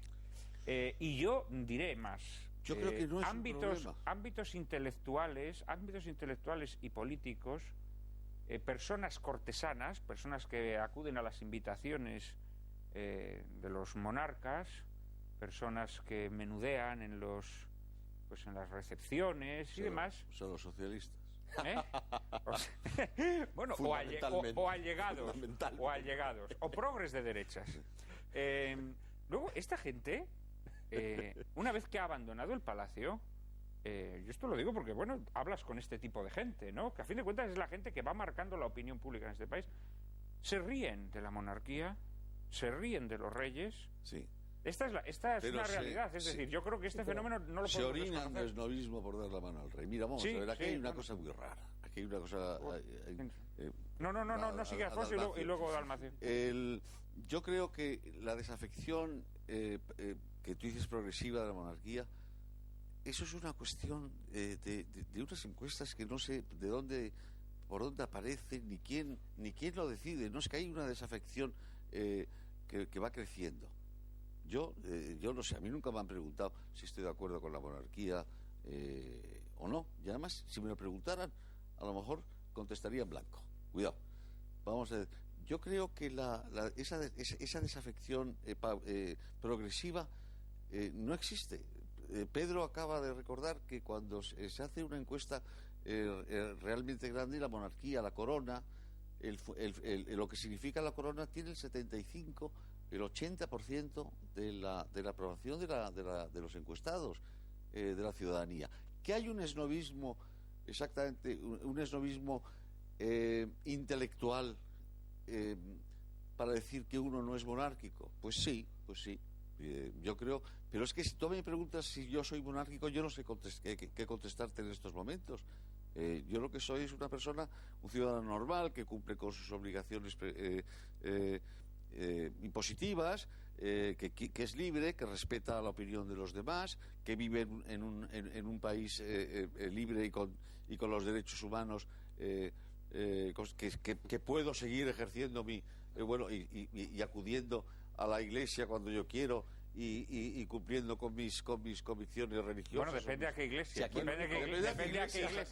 Si es a la capilla de la Universidad de Barcelona no puedes acudir. Bueno, si es a la iglesia de la Basílica del Valle de los Caídos tampoco. Cuidado, ¿eh? O sea, no a todas las iglesias. Bueno, y entonces, y eso lo representa un jefe de Estado, un rey, que por ahora me ha garantizado todo eso. Y entonces, pues me dice, ¿usted es monárquico? Pues sí.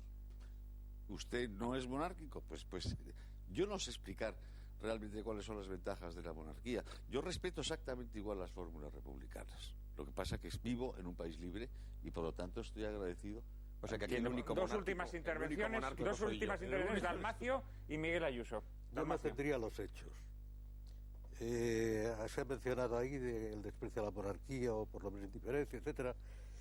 Hay que no olvidar una cosa. La legitimidad de la monarquía en parte es tradicional, como en Inglaterra o como en los países protestantes, etc. Sin embargo, la Revolución Francesa quiso partir del año cero. Hay una lucha contra las tradiciones y contra el sentido común que está en la calle todos los días. Dicho esto, eso tiene que ver con la situación, aunque yo pensaba que íbamos a centrarnos en la monarquía en general, pero estamos ya en España. Pero yo creo que el problema de la monarquía en España no hay que desconectarlo de lo que está pasando mundialmente en el mundo occidental, que es el nuestro, aunque también tiene que ver con el otro. Hoy en día estamos viendo, con motivo de la crisis económica, que las oligarquías dominantes, que son todas socialdemócratas, directa o indirectamente, más o menos, que son las políticas con manejo del crédito, etcétera, por lo que sea, han causado todo esto aliadas con las oligarquías financieras y económicas y apoyadas por las mediáticas, que dependen de ellos, han causado una crisis. En este momento, Europa, concretamente, está en una situación prerrevolucionaria.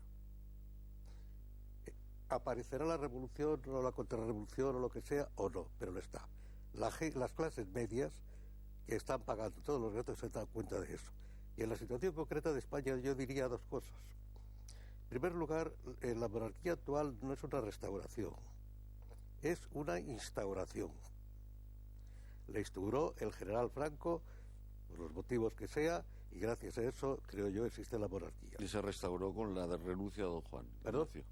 Y se restauró pero con eso es una cuestión dinástica.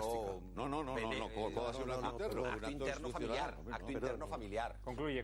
Luego en el último bloque vais a tener oportunidad de seguir con este asunto. Familiar, si estaban todas las autoridades. Alfonso, luego en el tercer bloque vamos a tener oportunidad. Yo lo llamo restauración. Entonces, la legitimidad, en principio, por lo menos, es de origen franquista. Sin embargo, la ley de la memoria histórica se renuncia a la legitimidad franquista de origen. Con lo cual se queda sin ninguna legitimidad de origen. Se queda flotando en la nada, únicamente sobre la voluntad de poder, diría Nietzsche. Pero es que entonces hay la legitimidad de ejercicio. Sin entrar ahora, no se trata de simplemente los hechos. ¿Qué ocurre con el pueblo? El pueblo ya ni siquiera se reproduce físicamente. Hay que importar inmigrantes, sintéticamente. ¿Qué ocurre con la sociedad? La sociedad está completamente desconcertada, desorientada, no hay más que, encanallada, si queremos decirlo así. ¿Qué ocurre con la nación? el presidente del gobierno, que es un producto de este sistema, ha dicho claramente que no sabe que es una nación, y eso le está pasando a mucha gente. ¿Qué ocurre con el Estado? El Estado, enmarcado en eso que decía antes, no es más que un tinglado de negocios, de las oligarquías políticas, financieras, sindicales, económicas, mediáticas, etc. ¿Qué ocurre con el gobierno? El gobierno parece que va a conseguir por fin la cuadratura del círculo, el deseo de todo gobierno, de que es prohibir todo menos lo que a él le convenga, por interés. Y sobre eso se asienta la monarquía, me parece que es un castillo de naipes. Eso los hechos. Bueno, después de este cuadro desolador, vamos a hacer una pequeña pausa para la publicidad. Tendrá luego la palabra Miguel Ayuso, el primero en nuestro tercer bloque. En un segundo estamos con todos ustedes.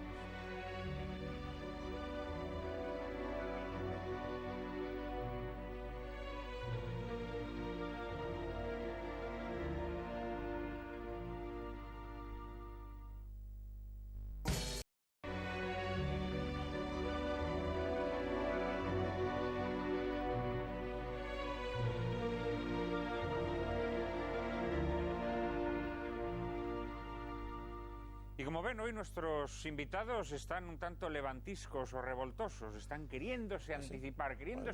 Ahora, cuando hablaba de Dalmacio Negro, de la restauración o reinstauración de la monarquía, inmediatamente Alfonso Uxía quiso interrumpirle, pero Alfonso Uxía, al igual que todos nuestros invitados, van a tener ocasión de hablar de este y otros asuntos referidos al reinado de Juan Carlos I. María Cárcava nos introduce en el asunto. El régimen del general Franco nunca dejó de evocar, aunque fuera de forma confusa, la monarquía como clave última de la Constitución de España. El 22 de julio de 1969, Francisco Franco, de acuerdo con la Ley de Sucesión de 1947, designaba como sucesor a Juan Carlos de Borbón.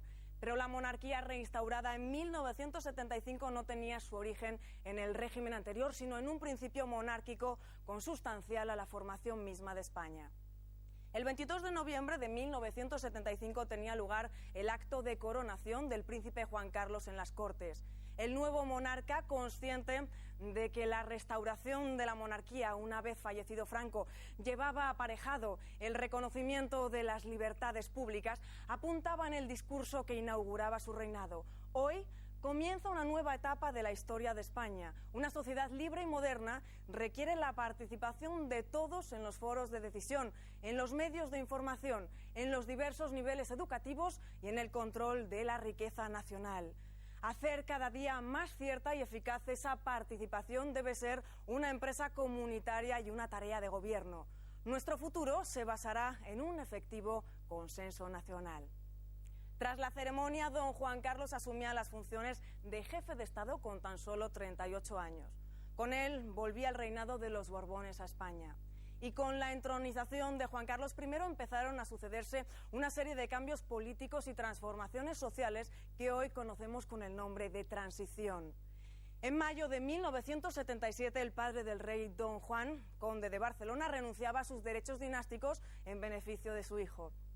En noviembre del mismo año, don Felipe, hijo de Juan Carlos, se convertía en el heredero de la corona y un año más tarde, en diciembre de 1978, se promulgaba la Constitución española votada previamente en referéndum general. En el título preliminar de la misma se establece la monarquía parlamentaria como forma de gobierno.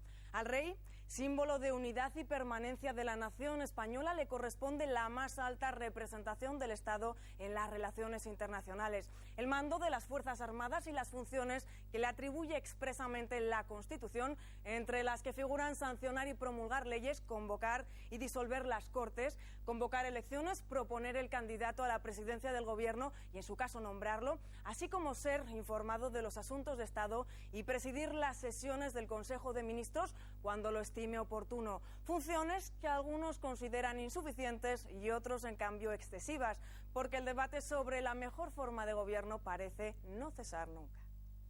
Y como lo prometido es deuda, Miguel Ayuso tiene la palabra. Bueno, cuántas cosas han quedado por ahí. Hoy puedes No. Puedes recoger la que tú desees. No, voy a intentar agarrarlo directamente donde ha quedado, ¿no? con un breve punto de partida.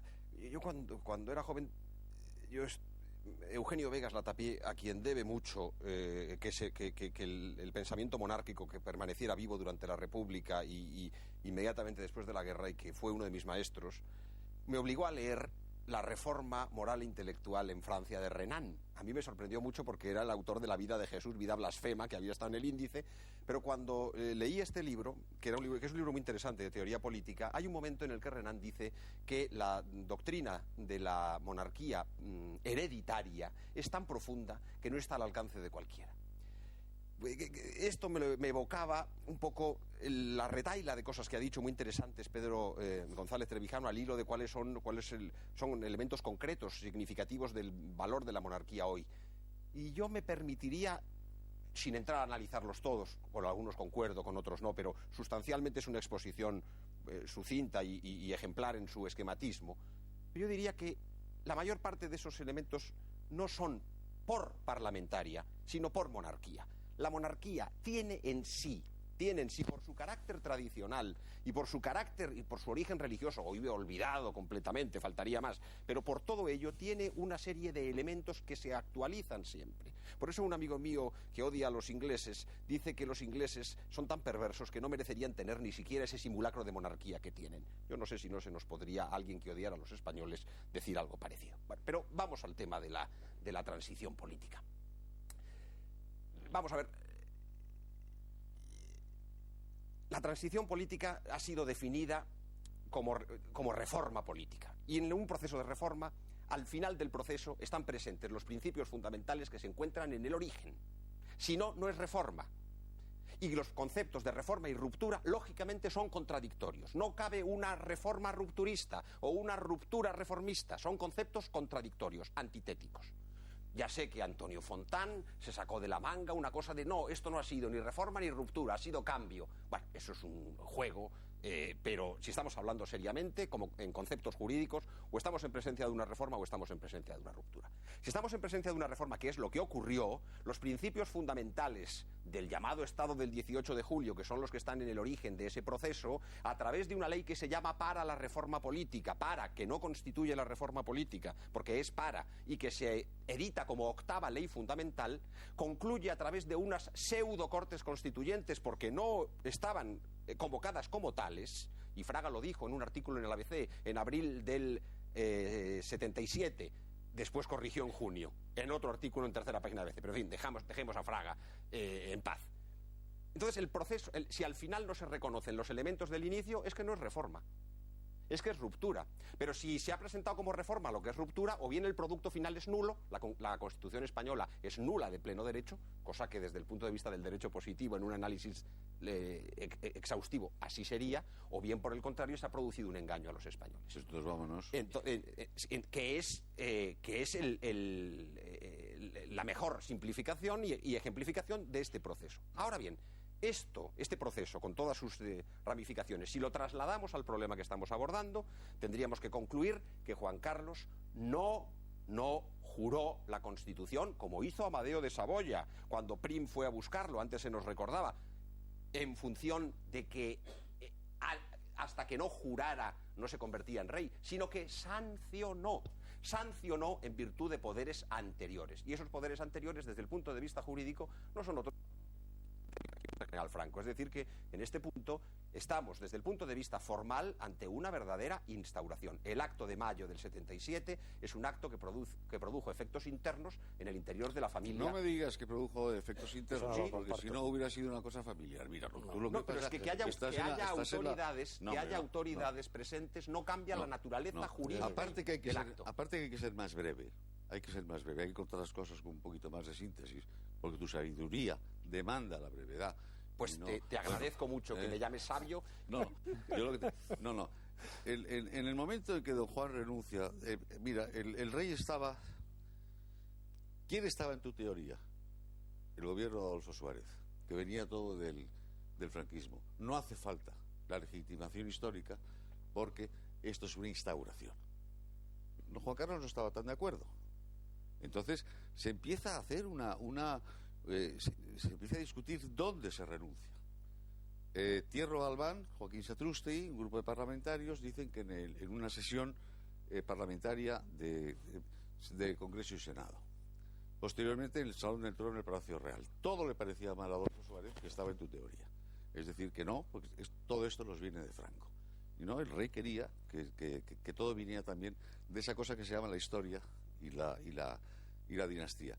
Posteriormente, don Juan elige la cubierta del Dédalo y que la renuncia fuera a 10 millas, salida de Cartagena, rumbo a Marsella, que es por donde salió su padre. También se lo niegan. Entonces yo le dije un día, señor, le van a hacer renunciar en un restaurante, en un privado de Jockey. Y me dijo, espero que no, porque estos cabrones me pueden hacer pagar encima la factura. No. Aquel acto tuvo una importancia institucional histórica muchísimo más importante de la que tú le concedes. Y no fue en absoluto un acto privado. Se quiso quitarle importancia dándole el aspecto de un acto privado. No asistió el presidente del gobierno. Adolfo Suárez venía del franquismo puro y duro. Y entonces solo asistió el ministro de Justicia como notario mayor del reino para ratificarlo. Y se le quiso quitar importancia. Pero en este momento el rey es lo que es gracias a ese acto. Yo te agradezco que con tanta brevedad no hayas contestado a lo que yo había planteado. ¿Qué has planteado tú? Desde el punto de vista político-jurídico, es decir, desde el punto de vista del derecho público, del derecho positivo. ¿Cuál es el valor de ese acto? ¿Qué repercusión tuvo en el proceso de la transición? Ninguno. La legitimación histórica. No. Nada ¿Y más eso y nada dónde sale? Nada más y nada menos. ¿Dónde emerge eso? Eso es la nación.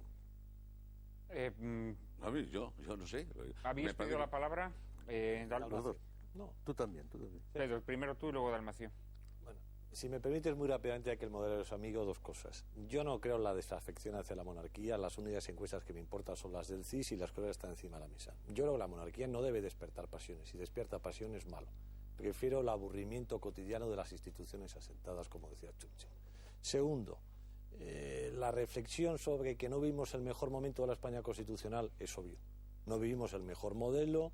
Está en entredicho el modelo territorial del Estado, algunos ponen en entredicho el concepto de la nación española, vemos que no se respetan las instituciones, empezando por quien tiene que respetarlos, y en ocasiones las sentencias de los jueces, incluido el Tribunal Supremo y el Tribunal Crucial, no se respetan como deberían de respetarse. Pero es un asunto que trasciende la forma de organización y responde a un momento político y concreto que va más allá de la problemática de la monarquía. Sé que esto es obvio y que lo quiere decir el entrevistador, pero me quedo tranquilo explicitando.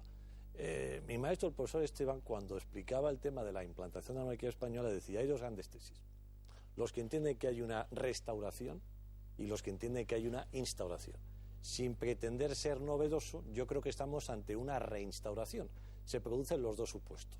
Se produce el supuesto de la restauración al hilo de lo que puede ser el devenir del régimen del 18 de julio, pero se produce una instauración en un acto del Conde de Barcelona que, en mi opinión, pero es una opinión personal, no tiene solo significación privada, tiene significación político-constitucional importante, refrenda, aunque se quiera ser sociológicamente o familiarmente, pues el don Juan Carlos legítimo heredero de la dinastía histórica. Pero lo que quiere decir que me interesa más en la línea anterior es, en España estamos viviendo un momento, en mi opinión, muy perverso, y es en el que los estudiantes, la sociedad civil, piensa dos cosas.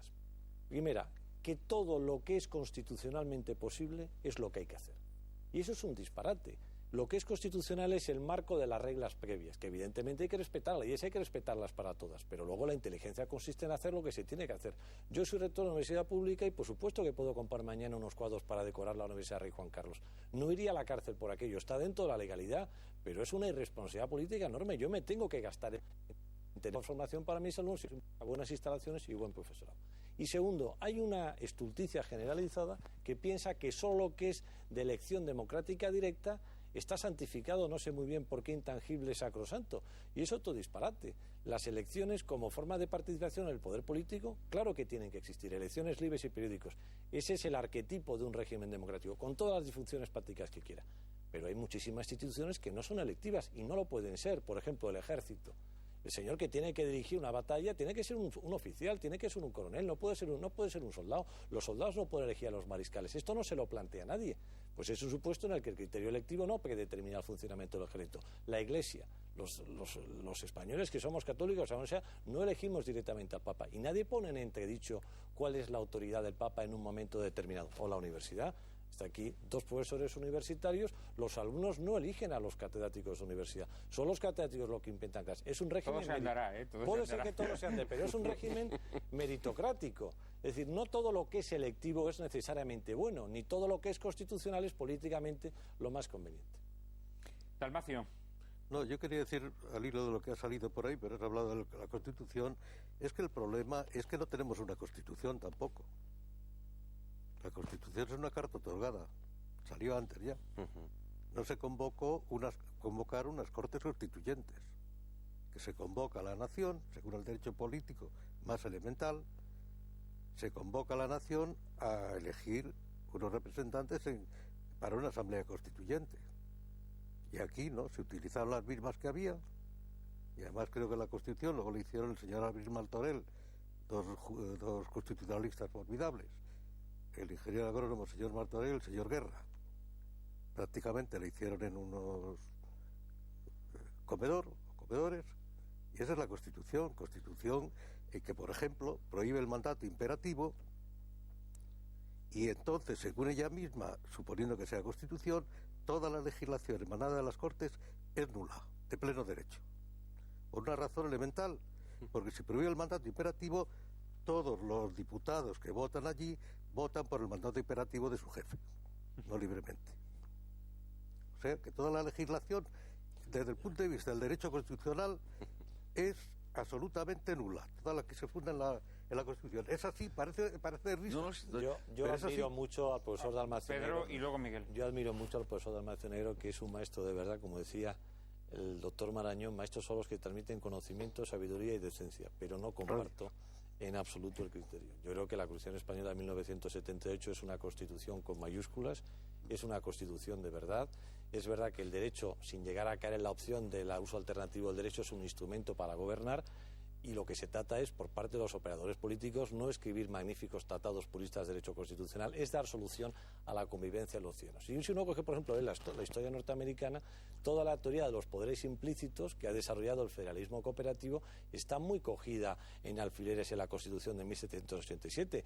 Todo lo que fue la argumentación jurídica y política, por ejemplo, de Lincoln frente a la guerra de secesión está muy cogida también por alfileres. Lo importante es que al final, en mi opinión, en Estados Unidos se estableció la idea de la unidad incremental del territorio y se siguió funcionando para adelante. Yo creo que esto, en mi opinión, es importante. La Constitución se aprobó después de unas elecciones democráticas en 15 de junio de 1977, que no serían quizás las elecciones que se producirían después, pero se produjeron, y luego, en mi opinión, hay dos actuaciones fundamentales. Primero, tiene un contenido material, con todo lo que se quiera, de un principio de separación de poderes y con unos derechos y libertades fundamentales. Luego es una Constitución en el sentido racional, normativo del término, y luego, muy importante, el 6 de diciembre de 1978 el pueblo español sancionó mayoritariamente el texto constitucional que llegó a las Cortes Generales.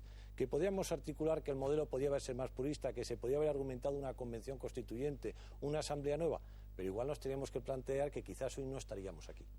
Porque yo creo que la inteligencia de la transición política fue hacer lo que era posible en ese momento. Y creo que se hizo lo que era inteligente. Y la ley para la reforma política se llama, en mi opinión, de forma perfecta, ley para la reforma política. Porque la ley para la reforma política es la Constitución de 1978. Miguel Ayuso. A mí el proceso, en lo que a mí concierne, por intentar avanzar, pero cerrando un poquito en lo que a mí concierne, digo, este asunto, yo diría que el proceso histórico que más me recuerda a la transición política española es la revolución legal de 1933 de Hitler en Alemania para cancelar la Constitución de Weimar. Es el proceso más sencillo. Pero yo no quería dejar, y esto se va avanzando el tiempo, de abordar un tema muy delicado, que es el de verdaderamente el vaciamiento de las facultades del rey en la Constitución española, a través de lo que es el mecanismo de la monarquía parlamentaria, que lo reduce a una especie de funcionario notarial, y que hace que dé fe de una serie de actos de otros poderes y que genera problemas muy serios, muy delicados, extraordinariamente serios, como se ha visto en Bélgica como se ha visto en Luxemburgo y como se ha visto menos en España, cuando se han tenido que sancionar leyes de despenalización del aborto, de legalización del aborto, de introducción del matrimonio homosexual o de introducción de la eutanasia, donde en Bélgica Balduino hizo una operación no muy elegante, la verdad, no muy elegante, la verdad, pero para salvar su conciencia, donde Enrique de Luxemburgo hizo una operación más elegante y donde el rey fue a ver al Papa. Aquí no hemos visto nada. El rey fue a ver al Papa 10 días antes y el Papa le dijo: cumpla usted con su deber. Y su deber es cumplir con la Constitución. Un consejo magnífico de una persona inteligente y con los pies en el suelo. Exactamente. Es decir, el rey fue personalmente a ver al Papa a pedirle un poco la venia. Yo te agradezco esta información muchísimo, que ignoraba. ¿Pero tienes certeza de eso? Una absoluta certeza. Absoluta certeza. Fue a ver tuvieron una larga conversación. El rey le expuso al Papa sus problemas de conciencia por la firma de esa ley, y el Papa le dijo: tiene usted que cumplir con sus obligaciones constitucionales. Esto igual deja mejor la delicadeza de conciencia de Juan Carlos, pero quizá no deja tan bien la oportunidad política del Papa que da ese consejo. Yo sí me... Si es brevísimo, tiene que ser muy breve, si no lo tenemos que dejar aquí. Discrepo lo que dice mi buen amigo. Yo creo que la monarquía parlamentaria supone conceptualmente lo que supone. Y creo que el suicidio de la monarquía es pretender darle competencias que no tiene. En una monarquía parlamentaria gobierna quien tiene que gobernar, que es el Poder Ejecutivo, ejerce el Poder Legislativo el Parlamento y los jueces dictan sus sentencias. ¿Qué le queda al rey? Lo que establece la Constitución: arbitrar, moderar el funcionamiento regular de las instituciones. Por eso se dice: el rey disfruta de autoritas pero carece de potestas, o el rey reina pero no gobierna. Esta es la salvaguardia de la institución monárquica para los próximos años. Y en mi opinión, por lo menos, que puedo estar equivocado, poner en entredicho estos intangibles de la concepción de la monarquía parlamentaria supone apostar por un régimen que en los siglos siguientes no sería monarquía parlamentaria. Nos tenemos que despedir aquí. Este último tema ha sido muy interesante, indudablemente. Jesús nos dijo: dad al César lo que es del César y a Dios lo que es de Dios. Yo creo que las vidas en gestación son de Dios, no del César. Muchas gracias a todos ustedes. Muchas gracias a los invitados que han estado hoy aquí. En apenas unos segundos les avanzamos el asunto que trataremos en Lágrimas en la lluvia la próxima semana.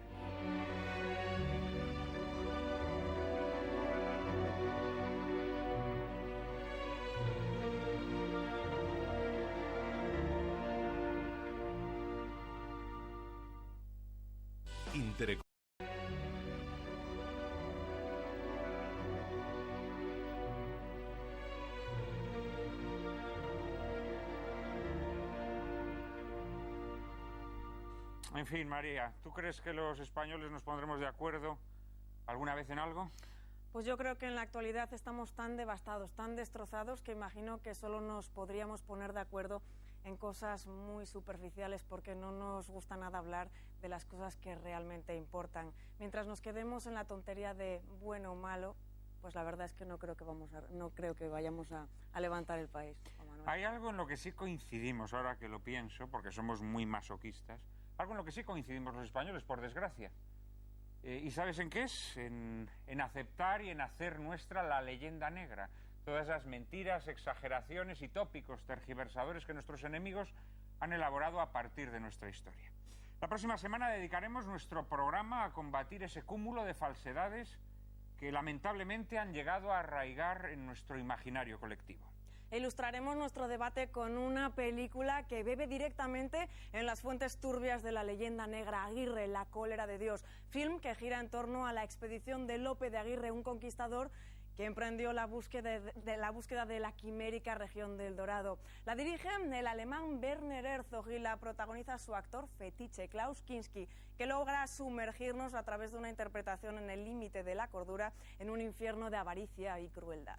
No se la pierdan, ya saben que a partir de ahora ya no podrán llorar lamentando que la televisión es un desierto de la inteligencia y el buen gusto. Ahora ya pueden refrescarse en el oasis que cada viernes les brinda Lágrimas en la lluvia.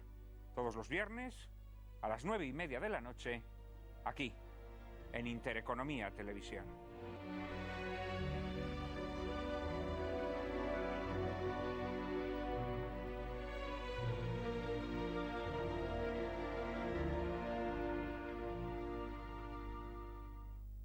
Gracias.